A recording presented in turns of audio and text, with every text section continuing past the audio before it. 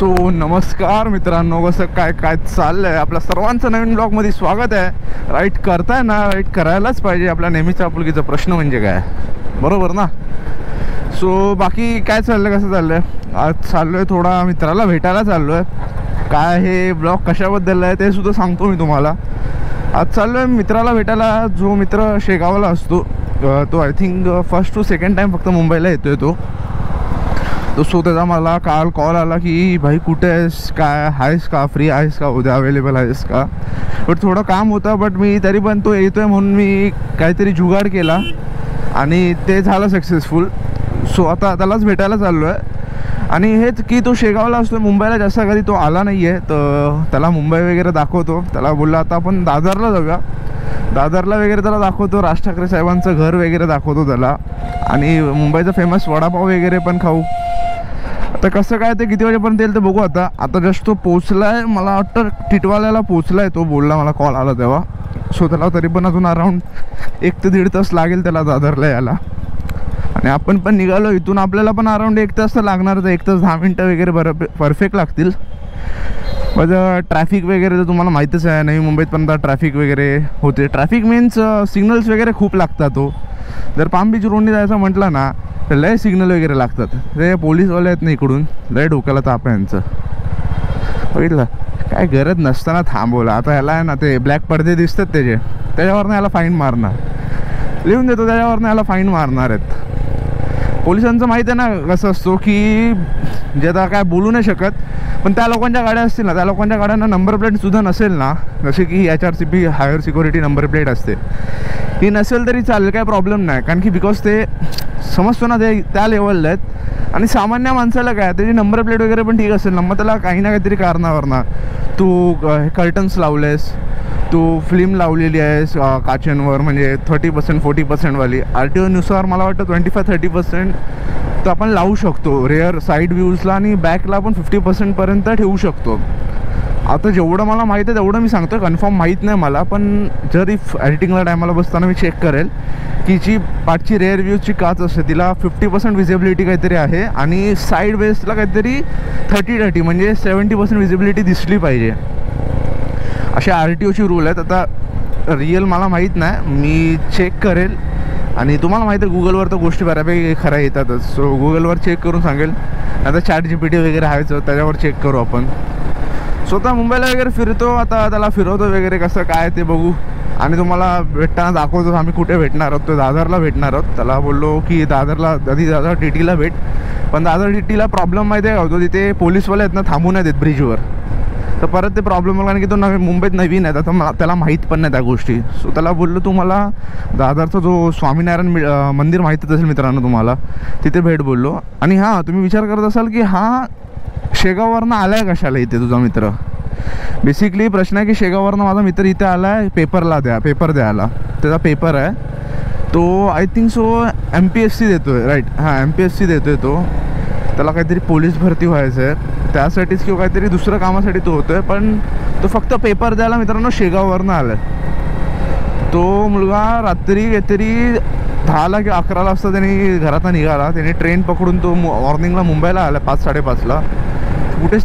तिथेच कुठेतरी त्यांनी चेंज केलेत कपडे वगैरे, आणि तो एक्झामला गेला आहे. आता तुम्हाला एक्झाम सुटल्यावर भेटणार आहे. तर विचार करा की काय काय लोकांना शिक्षणाची किती आवड असते. 7-7, 8-8 तास प्रवास करून फक्त पेपर देण्यासाठी येतात, बरोबर ना. आणि काही आपल्या इकडची लोक. सो मित्रांनो, मी आता दादरमध्ये आहे. प्रॉपर दादर म्हणजे माटुंगा साईडला आहे मी. तेच सांगत होते एक गोष्ट की माझं बालपण इथेच गेलं आहे, पूर्ण माटुंग्यामध्ये बालपण गेलं आहे माझं. आणि हे राम आश्रय झालं, किंवा हे बघा राम आश्रय इथे आहे ते, हे झालं, किंवा आपला इकडचा गणपती झाला, पुढचा गणपती जो फुल मार्केटचा गणपती बोलतो तो, इथे पाठी गेला तो. इथे माझं बालपण इथे गेलं. एवढी एन्जॉयमेंट केलं ना मी लहानपणी. मला अजूनसुद्धा आठवतोय की मी इथून जायचो स्कूलला मित्रांवगैरे सोबत. मित्र असायचे माझे, त्यांच्यासोबत स्कूलला जायचो. काय एन्जॉयमेंट असायची. म्हणजे आता छोटे होतो, 5वी 6वीला होतो आम्ही, तेव्हा किती मजा करायचो. म्हणजे इथे हे दिसतो तुम्हाला श्रीकृष्ण स्वीट्स आहेत ते, तिथे एक वडापाववाले काका असायचे, तिथे आम्ही वडापाव घ्यायचो. तेव्हा काहीतरी 5 रुपयाला वडापाव भेटायचा. आता महाग झालं तुम्ही बोलत असाल कधी, पण जेव्हा मी लहान होतो 5वी 6वीला होतो तेव्हा 5 रुपयाला एक वडापाव मिळायचा. लय मजा यायची. त्यात पण आमच्याकडे कधी कधी पैसे नसायचे. सिंपल गोष्ट, लहान असल्यावर पैसे नसतात तो. आमच्याकडे पैसे नसले ना मग चटणी पाव भेटायचा. चटणी पाव म्हणजे काय, फक्त चटणी लावलेली असते आणि पाव असतो, तो 3 रुपयाला भेटायचा. ते काका आम्हाला द्यायचे चटणी पाव. म्हणजे ते आम्हीच चालू केलं असं बोलू शकतो की आम्हीच चटणी पाव खायचो. पण लय मजा यायची तेव्हा. पण बोलतात ना तेव्हा पैसे नव्हते आमच्याकडे, बट एवढं एन्जॉयमेंट होती, मैत्री होती ना की पैशाची गरज कधीच नाही लागली असं वाटायचं. खरं बोलतो. आणि आता पैसा आहे बट चांगले मित्र नाहीत, अशी गोष्ट आहे. हा बघा, हा पोद्दार कॉलेज, ज्याला रुईया पोद्दार असं बोलतात ते, तो हा कॉलेज आहे. तो माझी स्कूल पण दाखवतो कुठे आहे ती माझी स्कूल. मी तिथे होतो, तिथे खूप एन्जॉयमेंट केले मी. मला आता इथं असं आल्यावर आहे एकदम वेगळंच फील होतं, कारण की यार किती वर्षानंतर आलो आहे ना. आणि जेव्हा पण मी स्कूलच्या इथे येतो ना तर खूप बरं वाटतो मला असं बघितल्यावर. खरं बोलतो आहे. लहानपणी वाटायचं अरे यार काय बोरिंग आहे, कशाला जायचं असं तसं.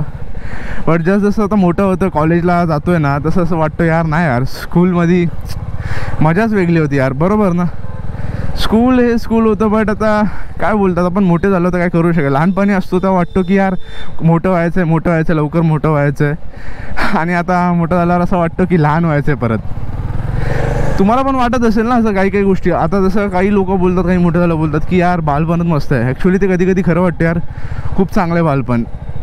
बरोबर ना. हे बघा मित्रांनो, माझी स्कूल राजा शिवाजी विद्यालय आहे ना, त्या समोरच आहे, परफेक्ट समोर आहे. दोघांचे गेट एकदम समोरासमोर आहेत. माझी स्कूल ही बघा, ही ताराबाई मोदक म्हणजे शुशिवार माध्यमिक विद्या मंदिर दादर. हे बघा यार, खूप मला असं बरं वाटतं यार स्कूल बघून. माझी लहानपणीच्या आठवणी ताजा झाल्या यार माझ्या. इथे आमचं स्कूलचं गणपती बसायचं. इथे आता फुटबॉलचा ग्राउंड दिसतो ना, इथे आमचं स्कूलचं गणपती बसायचं. आता माहीत नाही मला बसतो की नाही, बिकॉज इकडच्या लोकांशी जास्त तर कॉन्टॅक्टच नाही राहिले. माझे जे मोजके 4-5 मित्र होते चांगले, तेच फक्त कॉन्टॅक्टमध्ये आहेत. आणि त्यांचासुद्धा ते काही इथे येत नाही जास्त. ह्या गार्डनच्या आठवणी एवढ्या सुंदर आहेत ना. आम्ही लहानपणी आहेत ना, आम्हाला मॅडम वगैरे इथे आणायचे, एवढ्या मस्ती करायचो ना आम्ही, काय यार खरंच मजा यायची खूप. आणि हे गार्डन वगैरे आता सुंदर केलं. हे रेल्वेच्या बाजूलाच आहे हे गार्डन वगैरे, आता चांगलं वगैरे बनवलं. आम्ही जेव्हा यायचो ना तेव्हा माती होती फक्त, आणि 1-2 असे झोपाळे वगैरे होते, दुसरं काही नव्हतं. एवढी एन्जॉयमेंट केली आहे ना भाई, विचार नाही करू शकत. म्हणून बोललो यार की तुम्हाला मी व्लॉग वगैरे सांगतच असतो, सर्व गोष्टी सांगतच असतो. कॉन्टेंट काय आपण फिरणं दाखवतो, जो कधीतरी थोडं काही पर्सनल आपल्या गोष्टी पण सांगितल्या पाहिजेत ना. आपण जर व्ह्युअर्सला आपली फॅमिली मानतोय, त्यालाही काही थोड्या गोष्टी आपण शेअर केल्या पाहिजेत. बरोबर ना. मला एक वाटलं छोटंसं तुम्हाला की माझ्याबद्दल काही सांगावं. आय होप सो कुणाला बघायला आवडत असेल. कारण की हे बघा, बाईक तर राईड करतोच मी, पण छोटाफार काही लहानपणीच्या ज्या आठवणी आहेत, काही गोष्टी आहेत त्या सांगितल्या ना, मलाही तेवढं बरं वाटलं की तुम्हाला मी काही गोष्टी सांगू शकलो, काही शेअर करू शकलो. आता मी जेव्हा मोटो ब्लॉगिंग नव्हतं करत, मी कुठेही फिरायचो, पण असं नाही ना काही आठवणी नाही, काय सेव्ह नाही करून ठेवता येत, काहीच नव्हतं. पण जेव्हापासून मोटो ब्लॉगिंग वगैरे करायला लागलो आहे तर आठवणी सेव्ह वगैरे करून ठेवता येतात. सो मित्रांनो, माझं बोलणं खूप झालं. आता इथे माझा मित्र भेटणार आहे. तो कुठे आहे तो दादा आपण बघूया. त्याला कॉल करतो मी आधी, कुठे आहे तो बघतो. आता आधी आपल्याला आता कॉल करून विचारावं लागेल की हाय कुठे आहे तो नक्की. त्याला कॉल करतो. 5 hours later. सो मित्रांनो, झालं आमचं भेटून वगैरे. आता निघालो मी घरी, त्याला सोडलं वगैरे मित्राला, आणि तो आता रिटर्न चालला आहे त्याच्या घरी. शेगावला जाणार आहे. त्याची रात्री 7:30-8ची ट्रेन आहे.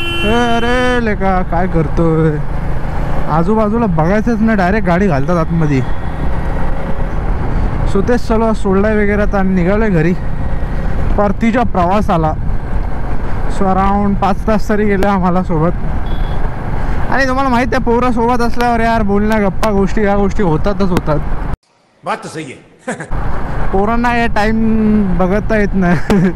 5-10 मिनटं पोरं बोलतात, 5-10 मिनटं भेटू आणि जाऊ, पण त्या गोष्टीचा कधी 4 ते 5 तास होतात. त्याचा आपण सुद्धा विचार नाही करू शकत. बरोबर ना. ही गोष्ट रिअल आहे. पोरांच्या बाबतीत तशा गोष्टी होतात. पोरींचं तर माहीत नाही मला, पोरींचं कसं असतं ते.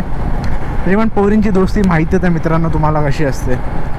अरे यार, आता एक कांड झालेला. आता मी जात होतो तेव्हा कॅमेरा ॲक्च्युली बंद होता, बोलत होतो आम्ही.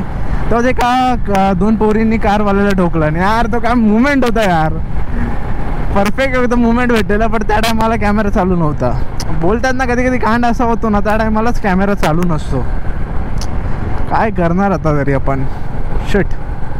के लिए फिलहाल इतना ही। आपकी तरह मैं भी मायूस हूँ, लेकिन उम्मीद पर दुनिया कायम है। दिल दुखा है लेकिन टूटा तो नहीं है, और उम्मीद का दामन छूटा तो नहीं है।